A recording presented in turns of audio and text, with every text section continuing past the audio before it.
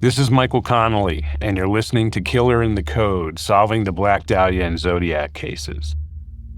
This is Chapter 3. We originally said we would be back with this episode on January 15th, but this has become a fast-moving story and we decided to push things up. So here we are.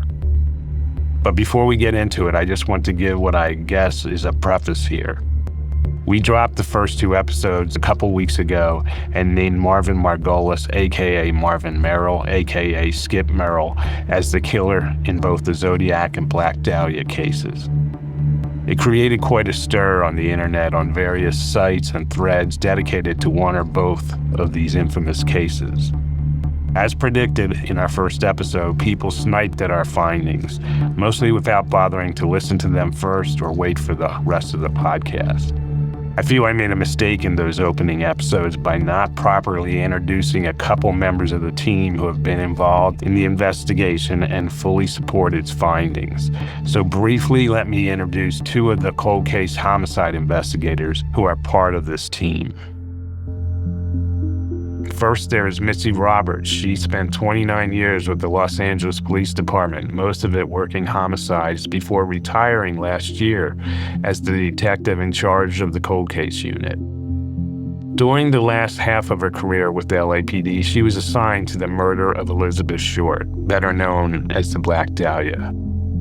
During that time, she was able to review almost all the records and evidence still in the custody of the police department. This included a 4-drawer file cabinet and a trunk containing Elizabeth's belongings. During that time, with the case, she was able to review and debunk the theories and claims by some of the people now upset by this podcast. For example, there are those out there who say Marvin Margolis was cleared in the Black Dahlia case by the LAPD. Roberts assuredly says he was not. And I think what you should know is that without question, Roberts knows more about the Dahlia case than any investigator alive. But the Dahlia case was only one assignment. She worked dozens of murders and made dozens of arrests as a homicide investigator. Probably most notably, she apprehended Sam Little, a serial killer who had a near 50-year run until Roberts caught the case and in turn finally caught him. The FBI says Little, who confessed to killing 93 people, is the most prolific serial killer on record. Though he left bodies in his wake from coast to coast, he ultimately was only convicted of 3 murders, all cases put together in Los Angeles by Detective Roberts. Also a member of this team is Rick Jackson, who spent 34 years with the LAPD, most of them in homicide. He retired from the department's cold case unit a few years back, moved up to the Bay Area in Northern California, and promptly realized he couldn't give it up. He's a man on a mission to bring justice to victims. He became a cold case investigator for the San Mateo County Sheriff's Department. He and his partner, Dave Tresmonton, also a member of this team, solved 3 murders in the last couple years, one of which dated all the way back to the time of the Zodiac killings. I should also mention here that both Jackson and Roberts serve as inspirations for characters I write about in my novels. That would be Harry Bosch and Renee Bauer. They are the living embodiment of the homicide detective's creed, everybody counts or nobody counts. These are people who solve murders in real life, not on the internet, not on YouTube.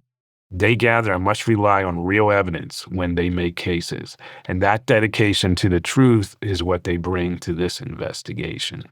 At the end of the run of this podcast, we're going to have a roundtable discussion with Alex Baber and all the investigators, and we will answer questions sent to our website, killerinthecode.com, and take on all critics of the work they have done. I think it's going to be fun.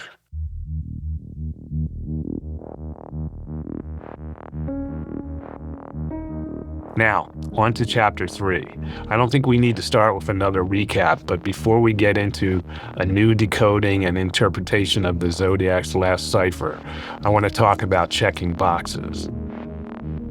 While the investigation by the team led by cold case consultant Baber is built on his reveal of the suspect's name in the Z13 cipher, that is only a starting point. That's not evidence of anything. to make the case that Margolis Merrill, as I've taken to calling him, was indeed both the Zodiac Killer and the Black Dahlia Avenger, you need to check many boxes, and each of those boxes is a piece of a puzzle that, when completed, will prove the case. This is Mitzi Roberts. I had a murder case, and one of the closing arguments, the DA would actually, in a PowerPoint, would take a piece of evidence and had like a puzzle board and would put that in a piece of the puzzle. And once the last piece of the puzzle, which was a major piece of evidence, was placed into the puzzle, the picture was of the actual person that did it. And it was such a cool thing because it's just, once you put all the evidence together, the picture is clear and it leads to the person that did it. And in this case, I think it's very clear that that's Marvin Margolis.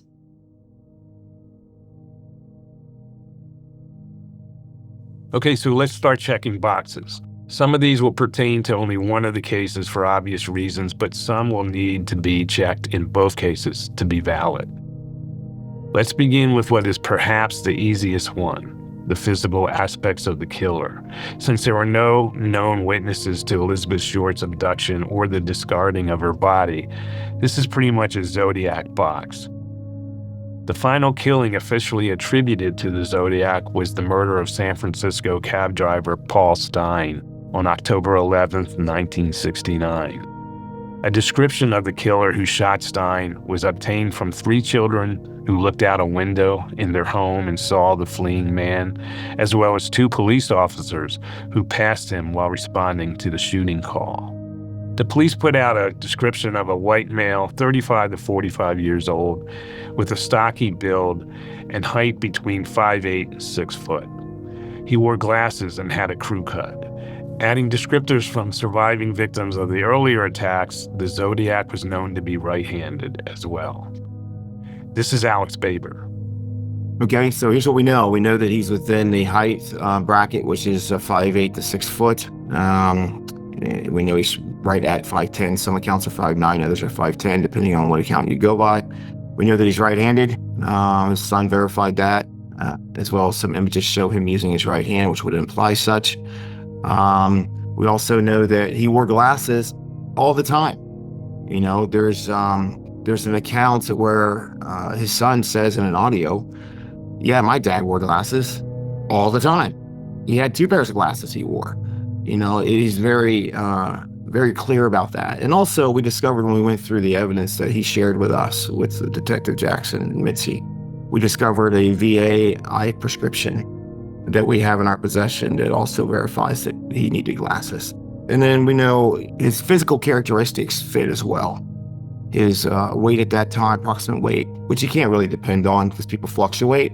But we do know from the photograph that was shared with us, the digital photograph, that he fits the script as far as the barrel-chested and build that was described by not only the 3 children from the elevated position, but as well as the police officers. Listeners can go to our website to see a side-by-side comparison of the suspect sketch distributed by police after the Stine murder and an enhanced image of Margolis Merrill. Let me repeat, it is enhanced and clearly marked so no one has to claim subterfuge on our part. How was it enhanced? Eyeglasses were added, and the hair was shortened to the length described by the witnesses. So we added eyeglasses to the photo, but it is a fact that Margolis Merrill wore glasses. And on the site, you can find the suspect's prescriptions for eyeglasses issued by the VA under his real name, Margolis. Okay, next, let's go with medical skill, another easy box to check. Detectives investigating the Elizabeth Short murder concluded that it took a degree of medical knowledge and skill to carry out the bisection of her body, as well as some of the other tortures visited upon her. But they didn't conclude that it was someone with expert surgical skills, as some have claimed over the years. While it is clear from the investigative records that they approached local hospitals and made inquiries about surgeons acting suspiciously, they also asked about nurses acting suspiciously.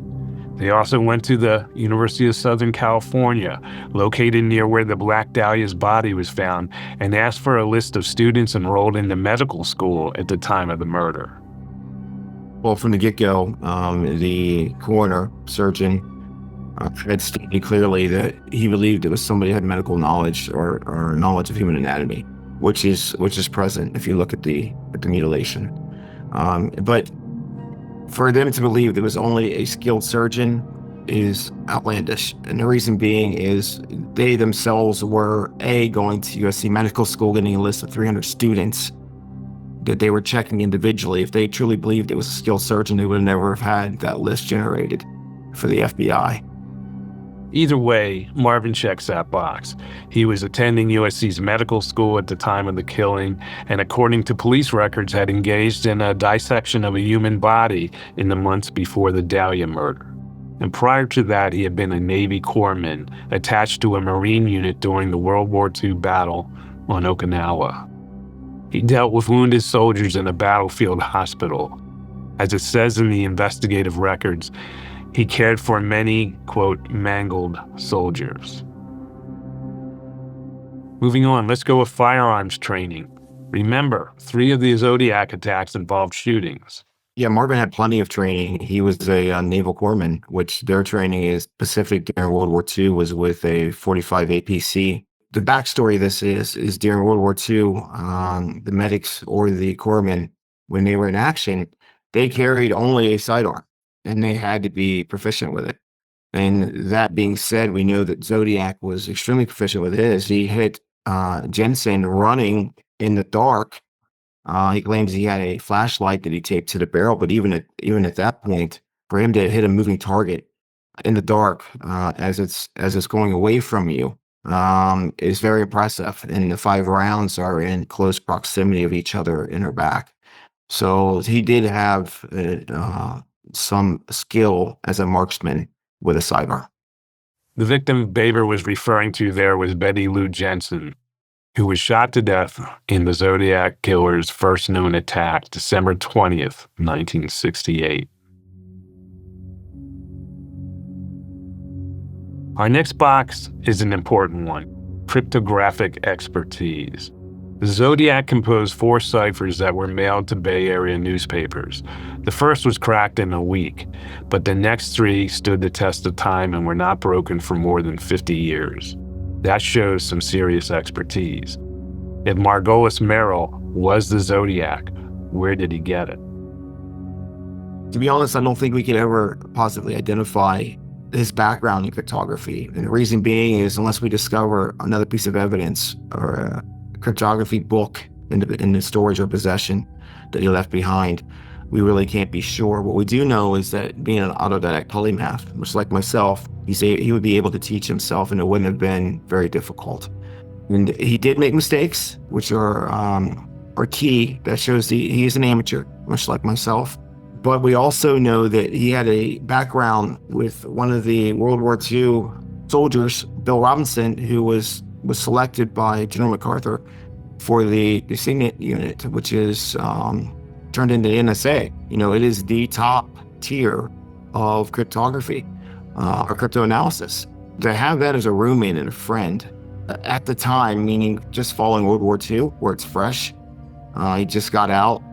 You know, we don't know if he could have had a manual laying around. He may have shared it with Marvin, who was interested in cryptography. We'll never know. What we do know is that it's there and it was available.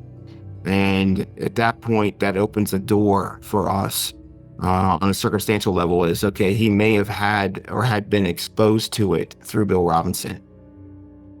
In case you're wondering, Bill Robinson died of cancer in 1959, but we'll have much more to say about him down the line in another episode of the podcast.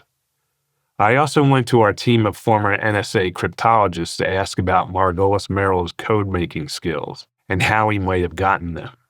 Combined, these guys have more than 50 years as classified code breakers with the NSA. They believe that the Zodiac ciphers have their origins in military code making, and that there were books and other sources that would have been available to Margolis Merrill. This is Patrick Henry and Ed Giorgio. So the book that I believe would have been the most readily available was by Helen Gaines, and it's called Cryptanalysis, A Study of Ciphers and Their Solution. And you can see on the cover a sort of grid-based cipher right there. The Army Field Manual on Basic Cryptography, which was actually published in 1950 after the war. So it's not clear that he would have had access to that specifically, but other materials, similar materials may have been available to him during training, or he spent some time living with a cryptographer, so he may have had access to materials like that. And then the third is from 1916, Manual for the Solution of Military Ciphers by Parker Hitt. And that was not quite so readily available. It was never classified, but I don't think it was particularly widely circulated. Whereas Gaines's book was available widely and republished several times. Don't we also think that Bill Robinson might have had that little technical article in his backpack or something, or his duffel bag, I should say? That's pure speculation, but Absolutely. So there may have been other materials that basically had the same kind of contents available then. Yes. Another box that is cause for possible debate is MO, modus operandi, and more specifically, the question surrounding how different the murder of Elizabeth Short was from the Zodiac killings. Elizabeth Short's murder was by all accounts a personal and passionate attack. Every profiler who has looked at the case has concluded that she knew her killer. The Zodiac killings, more than 20 years later, were likely random stranger killings and most involved firearms. How do we account for these changes in MO? Do we have to account for them? I went to our veteran homicide detectives with this one. Missy Roberts told me that Margolis Merrill was smart and had a, quote, mind for murder, and that his changing MO does not bother her or change her conclusions at all. Yeah, it really doesn't, because for numerous reasons, but one of the biggest ones is if you look at just the Zodiac case, his MO switches in just that case alone. Like if you don't even look at the Black Dahlia, like the taxi cab drivers is completely random to the case. And I think it's one of the reasons why it's always been so hard to catch this guy, is because he was so unpredictable and all over the place. And maybe, it was a part of the game that he played. I would say that it's no doubt that the Zodiac and the Black Dahlia, they left these little clues and this mystery. And so it wouldn't surprise me that one of the things he decided to do to sort of enhance that mystery would be to change his MO. Rick Jackson suggests there are more things binding the cases together in terms of MO than separating them, starting with the taunting of the public. Here's my take on the taunting, the letter sending to police, to the media in this matter.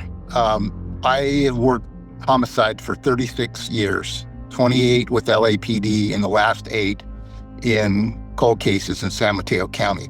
I have never had one case where a killer taunted, communicated with, like in these 2 cases, the Zodiac and the Black Dahlia. I've never had that happen in any of my cases, and I've worked with hundreds of investigators over those years, and I've never known of any of them to have a case that this type of thing happened. It is so rare.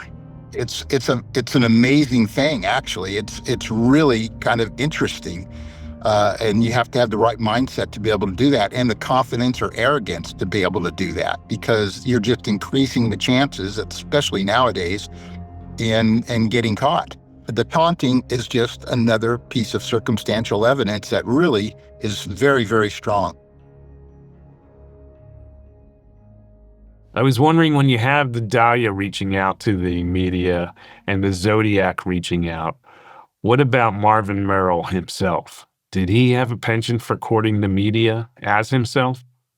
Alex Baber says the answer is an unequivocal yes, that he often sought media attention for himself and the many businesses he operated in the course of his life. That was another thing that surprised me when we dug into his background, is this guy was a media hound. He loved his his face or name in the newspaper, and he would write the editors of newspapers and make these strange comments. The one that he sent locally to San Diego when he lived in Oceanside was about violent demonstrations being statements. It used to be the demonstrations, or there was demonstrations against violence, but now violence becomes the demonstration itself. And that kind of, I'm like, is he talking about what he's doing or what he's going to do here? And then we found out also in his 1961 Wellington, Kansas article, he admits in the article that he loves poetry, he loves antique books. And by the way, he's a former newspaper correspondent. He literally states that in his interview. Was calling himself a newspaper correspondent a subtle hint to his correspondence as the Black Dahlia Avenger? One has to think Merrill had a good laugh to himself about that. You can see a sampling of his correspondence as Marvin Merrill on the podcast website. Related to the discussion of MO is what I call the interval box, meaning how do we account for the almost 22 years between the Black Dahlia murder and the Zodiac killings. We'll check this box later in the podcast when we reveal evidence that sadly there wasn't an interval at all, that there were murders committed by Margolis Merrill in between Elizabeth Short's killing and the 5 murders officially credited by law enforcement to the Zodiac. Next on the list is the engineering box. There's a bit of a contradiction here. The Zodiac showed a high level of skill when it came to his last cipher and its use of measurements of radians and degrees on a map. But he also supplied a schematic drawing of a bomb he allegedly planted that showed a basic knowledge of electric circuitry, yes, but was also almost childlike and flawed. We identified that he had a background in engineering and surveying. We located an article where he's in Oceanside in the early 60s, and he's a engineer, architect, and he runs this company called Project Consultants is what it's called. And knowing that and digging deeper into it, his knowledge of radians and degrees would have been necessary in order to hold that position. And that's very interesting when you take into light the Z32 and the letter that says, the Mount Diablo map concerns radians and inches in particular. So we knew that he had the background to do this. And for the first time, we have a suspect that has that background that the block needs to be checked. And Marvin does that. We will have further discussions about this when we get to the Z32 cipher in a few minutes. There are many more boxes to check, and we will get to them all in the course of the podcast, but the last box to discuss today is proximity. This is an important one. Can we place Margolis Merrill in geographic proximity to the killings? With the Dahlia murder, that's easy. He briefly lived with Elizabeth Short just 3 months before her murder. Police records call him her last known boyfriend. He lived in the Guardian Arms apartments on Hollywood Boulevard and was known to be taking pre-med classes at USC. So the challenge with this box is in putting Merrill Margolis in the Bay Area at the time of the Zodiac killings. Records indicate Merrill kept a home near San Diego through the late 60s and into the 70s. But records also place him in San Jose in 1969, where he rented a house under the name Skip Merrill, another alias that draws on his birth name of Marvin Skipton Margolis. It appears he rented the house while still maintaining a home near San Diego where his family lived. This coincides with a period of time when, according to his son, he was working as an engineer for Intel, the semiconductor chip company located in Santa Clara. In one of the boxes of documents the son turned over to the investigation, we found Intel business cards in the name of Skip Merrill. Intel's headquarters would be a 25-minute drive from the house Merrill rented in San Jose. We'll come back to Intel and whether Merrill actually worked there in a later episode. Getting back to the proximity box, the question is whether San Jose was too far from the killing zone for us to check the box. It was about 70 miles from the San Jose house to Solano County, where the first two Zodiac attacks took place. With traffic, that could be a 90-minute drive. The location of the Paul Stein murder in San Francisco would have been a much shorter drive. The homicide detectives involved in this investigation don't see the distance as being an impediment to checking the box. I mean, 70 miles is not that far of a distance for somebody to travel because they don't want to hunt in their own backyard. I don't have any problem. I mean, that's an hour and 15-minute drive. And it's what you have to look at is look beyond that, is look at the evidence that connects him, not just the location. And when you take all those things into your viewing as the detective, all those things together amount to so much more than just a location. It's not like you have to get on a plane and go there or drive 4 or 5 hours. It's a short drive in general, and I don't have a problem with it. The next question about proximity that comes up is why Solano County? If Margolis Merrill was in San Jose and didn't want to hunt in his backyard, why did he then pick Vallejo and nearby places in the North Bay area? Well, the investigation conducted by Baber and his team uncovered an intriguing set of facts that might hold an answer. The second Zodiac attack came early in the morning of July 5th, 1969, in the parking lot of Blue Rock Springs Park in Vallejo. A couple was shot multiple times as they sat in a car. The woman Darlene Farron died. The man, Michael Majid, survived. I should note here that July 5th happened to be the birthday of Margolis Merrill's youngest child. Directly after the shooting at the park, the Zodiac called the Vallejo Police Department and claimed responsibility. He said, and I quote, "I want to report a double murder. If you will go 1 mile east on Columbus Parkway to the public park, you will find the kids in a brown car.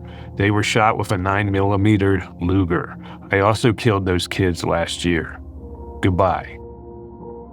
That call marked the beginning of the Zodiac's reign of terror in the Bay Area. It was traced to a payphone at a gas station at the corner of Tuolumne Avenue and Springs Road. The location appeared to be significant.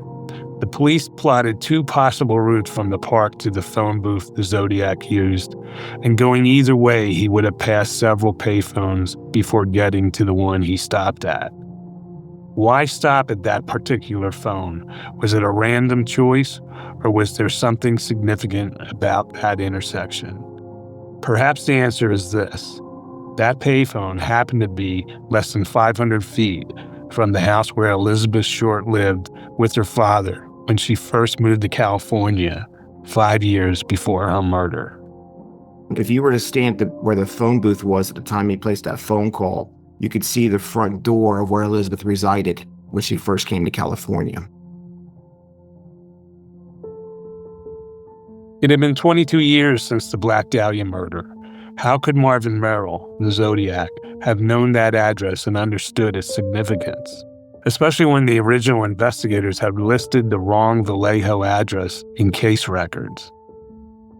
Well, obviously Elizabeth could have told him when he was Marvin Margolis, and they lived together in Hollywood 3 months before her death. But also remember that after her murder, the Black Dahlia Avenger mailed the contents of her purse to a Los Angeles newspaper. This included an address book with several pages torn out. Investigators learned that Elizabeth had a habit of writing her current address or phone number down in the book and then tearing out the page to give it to acquaintances she'd meet. That accounted for some of the missing pages, but there were also pages that had been removed with a straight edge. Her killer likely took those pages and whatever information they may have contained. Investigators had learned that Elizabeth liked to journal. Could she have written about her journey from Massachusetts to California in those missing pages? Could she have included the Springs Road address in Vallejo? Possibly, but detectives traced the address book to a Hollywood acquaintance and sometime benefactor. So Elizabeth did not have that book with her on her journey to California in 1942. But speaking of that journey, here's another interesting connection between the Dahlia case and the Zodiac. According to records obtained by Baber and from the original investigation, Elizabeth left Boston on a bus to California on December 15, 1942. Her destination was Vallejo, where she would live with her father, Cleo Short, on Springs Road. According to bus schedules from that time, the trip west would have taken 5 days. This would put her arrival in Vallejo on December 20th, 1942. The first known Zodiac attack occurred in a lover's lane not far from Vallejo on December 20th, 1968.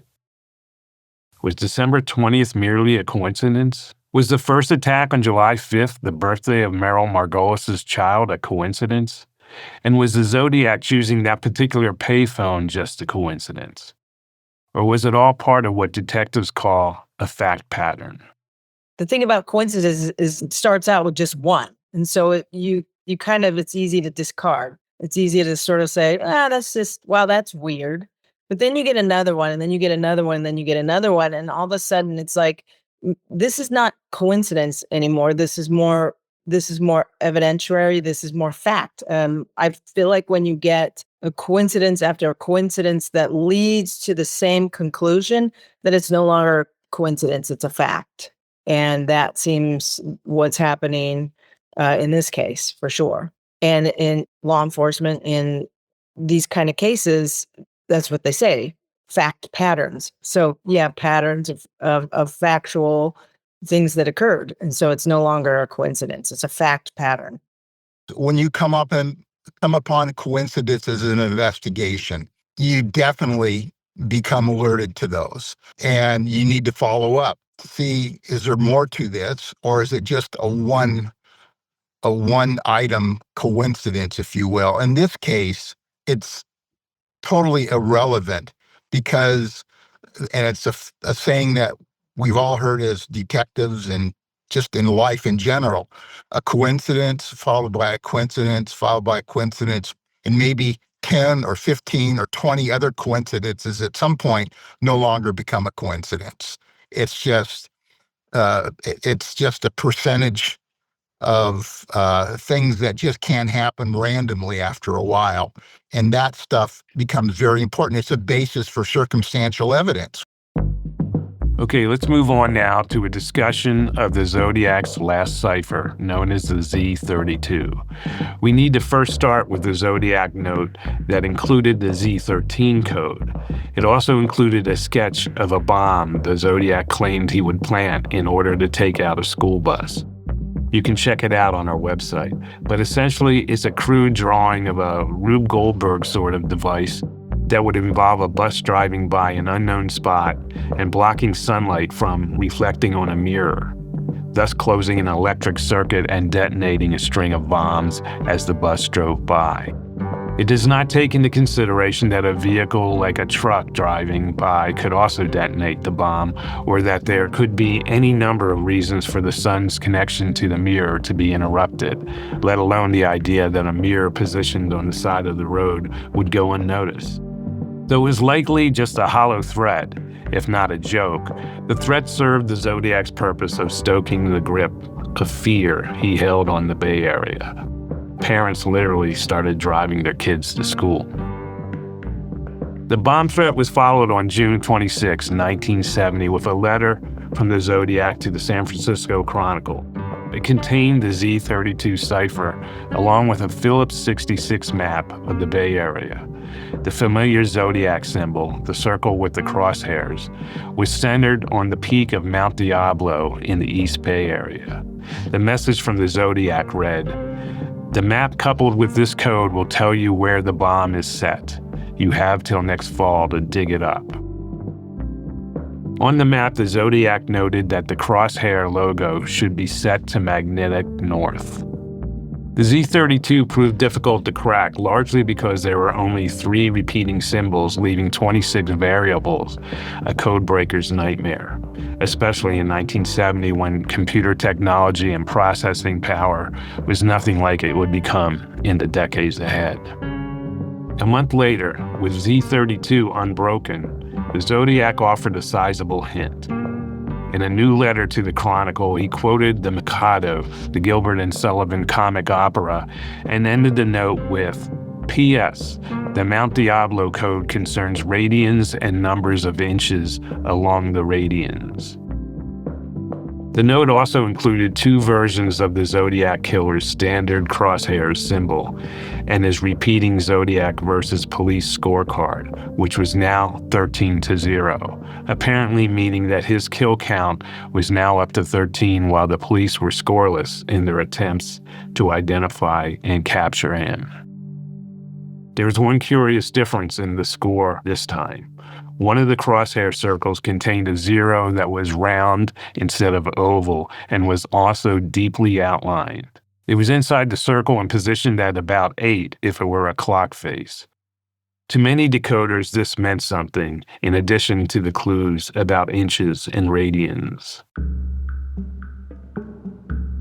It took many years, but the hint from the Zodiac helped decode Z32. The interpretation was that if the Zodiac said it was about inches and radians, then the full or variation of those 2 words would be in the code. A radian is a measurement of the arc of a circle. Roughly 6 radians of equal length complete a circle. They are technically measured in degrees, with 360 degrees being the full circle. But going by the face of a clock, for example, 2 radians would generally put you at 4, while 4 radians would put you at the 8. I want to try to avoid being too technical here, but a radian is basically 2 times pi, and because pi is a number that can go on to infinity, radians are often measured in estimates, and so the word estimate, or its abbreviation, was assumed by cryptologists to also be somewhere in the Z32 cipher. In the last few years, various codebreakers have come out with their interpretation of the Z32. One solution that fit the cipher was estimate 4 radians and 5 inches. When that formula was applied to the Phillips 66 map, with the crosshairs turned to the coordinates for magnetic north in 1970, the radian tracks a line from the peak of Mount Diablo 5 inches to a spot on the map where there is a police station. However, in 55 years since the Zodiac made his bomb threat, no bomb was ever found near that police station or anywhere else in the Bay Area. What was the Zodiac trying to say? There's no bomb and the joke's on the police? That seems hardly worth the effort to provide the map and coded coordinates. Then along came Alex Baber, the self-styled cold case investigator who had just cracked the Z13 cipher. He had information none of those codebreakers before him had. He had the name Marvin Merrill. He knew Merrill's real name was Marvin Margolis, and that he was a prime suspect in the murder of the Black Dahlia, Elizabeth Short. He knew that on the night of the second Zodiac attack, the killer called the police from a gas station that had a view of Elizabeth Short's one-time front door. It seemed to him that Elizabeth Short was at the nexus of these cases. Armed with this intel, Baber thought that maybe it wasn't a map to a bomb. The bomb schematic, after all, was ludicrous. It wasn't just a hoax, it was a joke played on the public by a killer who had a history of taunting the public. Baber thought about the heavily outlined 0 that was inside the circle of the crosshair.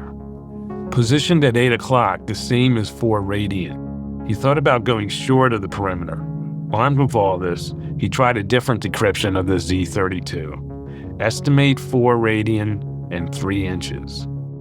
It fit in the cipher, and when it was fitted to the crosshair symbol, set to 1970 magnetic north, the dark and round 0 covered a place on the map called Mountain View Cemetery in Oakland, the final resting place of the Black Dahlia, Elizabeth Short. There was never a bomb. If he's referencing Elizabeth as the bomb, that makes sense now. Again, it's a part of his game. There's always this thing about him. It's Moriarty-like. It's as if there's this hidden agenda or layer that you have to discover to identify what his clue or plan is. It was a game, as he described it himself. He was playing chess with everybody else, including law enforcement and the public, but nobody could beat him at his own game. If the Zodiac was Moriarty-like, did that put Baber in the role of Sherlock Holmes? It seemed that everywhere he looked as he investigated, that he found clues that showed the cunning detail that went into every move the killer made, even the choice of a Phillips 66 map. Elizabeth Short was buried by her family at Mountain View Cemetery in early 1947. It was a spot close to her nearest family member, a sister who lived in Oakland.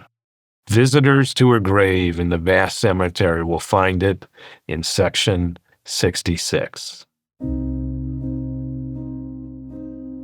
Now, is Baber's proposed solution to Z32 an exercise in confirmation bias? Perhaps. I'm sure there will be many who will claim that, while others will see it as part of the fact pattern Mitzi Roberts spoke of. Baber readily admits he came to the last cipher from a starting point that was Elizabeth Short, but it is a piece of the puzzle that irrefutably fits into place with the cipher and other factors as well. And as we end this episode, let me add one other thing to that fact pattern and puzzle. As I mentioned before, in the note that carried the Z32 cipher, the Zodiac quoted from the Mikado opera. On the night Elizabeth Short was murdered in Los Angeles, the Mikado was performed on stage on Hollywood Boulevard, not far from the Hollywood apartment she once shared with Marvin Margolis. And the quote the Zodiac used in his message with the Z32 was this: "As someday it may happen that a victim must be found. I've got a little list of society offenders who might well be underground." Underground. Think about that, and you decide whether confirmation bias led this investigation astray. In our next episode coming Thursday, we are going to sit down with our independent cryptology team and tell the story of their investigation within the investigation and how it led not only to a confirmation of Alex Baber's work, but also connected Marvin Merrill to another murder. It's a thriller.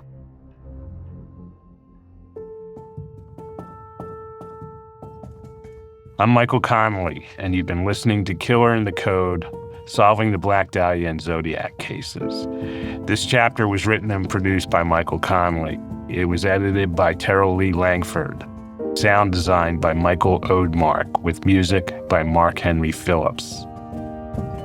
Go to killerinthecode.com for more information on the investigation. Thank you for listening.